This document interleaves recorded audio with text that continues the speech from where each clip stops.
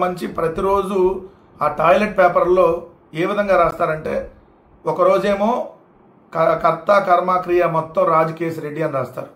ఇంకో రోజేమో అంతా బాలాజీ గోవిందప్పే అని రాస్తారు. ఇంకో రోజు అంతా ఓఎస్డి కృష్ణమోహన్ రెడ్డి గారే అని రాస్తారు. ఇంకో రోజు అంతా ధనంజయ రెడ్డి గారి కనుసన్నల్లోనే జరిగింది, ఆయనే మొత్తం షాడో అని రాస్తారు. ఇంకో రోజేమో అంతా మిథున్ రెడ్డి చేశాడు అని రాస్తారు. ఇంకో రోజేమో అంతా దీనంతా డబ్బులు వచ్చేసి మొత్తం బంగారం కొనేశారు, కొన్ని వందల టన్నులు బంగారం కొనేశారు అని రాస్తారు. ఇంకో రోజు హవాలా రూపంలో డబ్బులు తరలించేశారని రాస్తారు.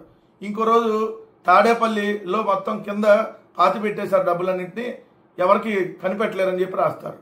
ఇంకో రోజు బెంగళూరు ఇంట్లో దాచిపెట్టారని రాస్తారు. ఇంకో రోజేమో విదేశాలకు తరలించేశారు, మొత్తం ఒక 5గురు పారిపోయారు, విదేశాలకు తీసుకుని వెళ్ళిపోయారు, వందల వేల కోట్లు అని చెప్పి రాస్తారు. ఇంకో రోజు ఏదైతే దీనికి సంబంధించి షెల్ కంపెనీల ద్వారా వీటిని తరలించేశారని రాస్తారు. ఈ రోజు చూడండి అంతా మళ్ళీ హెడ్డింగ్ పెట్టి కర్త కర్మ క్రియ. నిన్నేమో అది కనికట్టు కనిపెట్టలేరు, అసలు మొత్తం ఆధారాలు మాయమైనవి, నిన్న ఆధారాలు మాయమైపోయినాయి మొత్తం అని చెప్పి నిన్న రాశారు. డేటా మొత్తం అసలు ఇదైపోయిందని చెప్పి. ఈరోజు చూడండి కుట్రకు కర్మ కర్త క్రియ అన్నీ మిథున్ రెడ్డి. మద్యం కుంభకోణంలో ప్రధాన పాత్రధారి ఆయన. ఎంత ముడుపులు వసూలు చేయాలో నిర్ణయించేశారు. ఆ సొమ్ము అంతా అంతిమ లబ్ధిదారుకు చేర్చారు. ముడుపుల మొత్తంలో ముందే 5 కోట్లు తీసుకున్నారు. సిట్టు దర్యాప్తులో మిథున్ రెడ్డి పాత్ర వెలుగులోకి, 4వ నిందితుడిగా పేరని చెప్పి హెడ్డింగ్ పెట్టి మిథున్ రెడ్డి పాత్రపై సిట్ తేల్చింది ఇదే.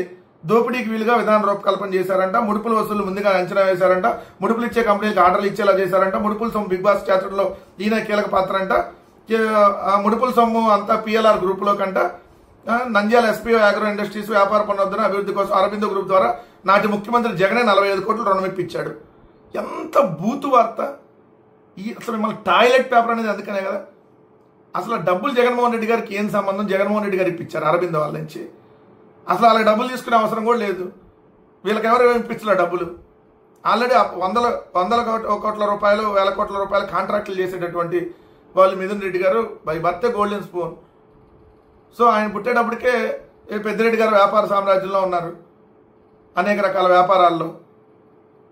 సో వాళ్ళేమో 2 ఎకరాల నుంచి రాలా, అదే 2 ఎకరాల నుంచి చంద్రబాబు నాయుడు గారు టైప్గా రాలా. ఆయన ముందు నుంచి వ్యాపారాల్లో ఉన్నారు వాళ్ళ కుటుంబం అంతా. సో ఇక్కడ చూడండి రుణం ఇప్పించాడని రాశారు. అప్పుడు మరి సాయిరెడ్డి నేను ఇప్పించానని చెప్పాడని మీరే రాశారు కదా, ఆయన సాయిరెడ్డి చెప్పాడు కదా.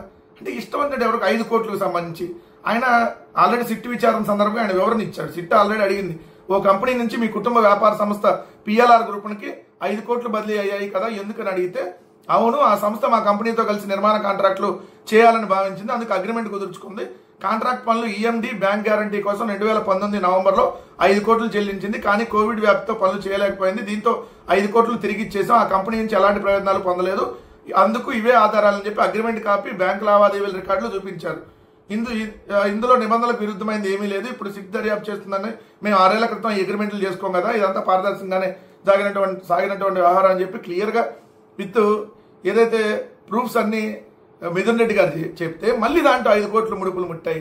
ఇది ఒక అబద్ధాన్ని 100 సార్లు రాసి ఇది నిజం అని చెప్పి ప్రజల మెదడులోకి ఎక్కించాలనేటటువంటిది ఈ టాయిలెట్ పేపర్స్ ఉద్దేశం. ఈ టాయిలెట్ పేపర్లు ఎలా ఉంటాయంటే అసలు ఎంత దారుణమైనటువంటి వార్తలు రాస్తా ఉంటాయనడానికి ఈ వార్త కూడా ఒక నిదర్శనం. నిన్న చంద్రబాబు నాయుడు గారు ఢిల్లీ వెళ్ళారు. ఢిల్లీ వెళ్ళి అక్కడ ప్రెస్ మీట్, దానికి సంబంధించి అమరావతి అధికారికం అని ఆంధ్రజ్యోతి హెడ్డింగ్, అట్లానే అమరావతిని రాజధానిగా నోటిఫై చేయండి అని చెప్పి ఈనాడు హెడ్డింగ్. అమరావతి అధికారికం అనగానే అధికారం అయిపోయిందేమో అని అనుకున్నారు అందరూ. రాజధానిగా నోటిఫై చేస్తూ చట్టం సవరించాలని షాను కోరా చంద్రబాబు. వచ్చే పార్లమెంట్ సమావేశాల్లో సవరణకు ఛాన్సు. తెలిసి తెలియని తనంతో అమరావతిపై జగన్ వ్యాఖ్యలు. 3 ఏళ్లలో రాజధాని కూలిక్కి, అక్కడ బెంగళూరు హైదరాబాద్ కంటే అధునాతన ఎయిర్పోర్టు, విశాఖను ఆర్థిక కేంద్రంగా మార్చే చర్యలు. జగన్ మద్యం స్కామ్ పై షాతో చర్చించారు. వైసీపీ హయాంలో పోలవరం ధ్వంసం, 2027 మార్చిలోపు దాన్ని పూర్తి చేస్తాం. జగన్ జమాన్లో రాష్ట్రంలో విధ్వంసం, మరమ్మతులు చేయలేనంతగా నష్టం, 1,20,000 కోట్ల బిల్లులు బకాయి, 9.94 లక్షల కోట్ల అప్పులు, అందుకే ప్రజలు శిక్షించారు. ఎంత దారుణం చంద్రబాబు నాయుడు గారు. నిన్న జగన్మోహన్ రెడ్డి గారు నిన్న కూడా ప్రెస్ మీట్ పెట్టి విత్ ఎవిడెన్స్తో ఎవరి హయాంలో ఎంతెంత అప్పులు జరిగినాయని కూడా చెప్పారు, ఆధారాలతో. కాగ్ నివేదిక, రిజర్వ్ బ్యాంక్ ఆఫ్ ఇండియా అప్పులు, రిజర్వ్ బ్యాంక్ ఆఫ్ ఇండియా ఇచ్చినటువంటి లెక్కలు, ఏదైతే బడ్జెట్ లెక్కలు, మీరు ముఖ్యమంత్రి కాకముందు ఎంత అప్పులు ఉన్నాయి, మీరు ముఖ్యమంత్రి అయినాక ఎంత అప్పు చేశారు, ఏదో జగన్మోహన్ రెడ్డి గారి హయాంలో 3,32,000 కోట్లు మాత్రమే అప్పు అయింది.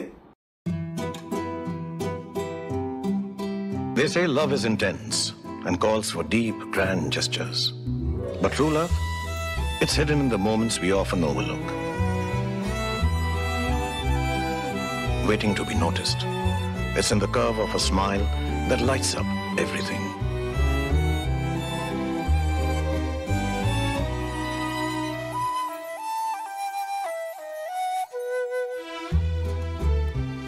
It glows in the presence of people who make you feel at home, even in unexpected places.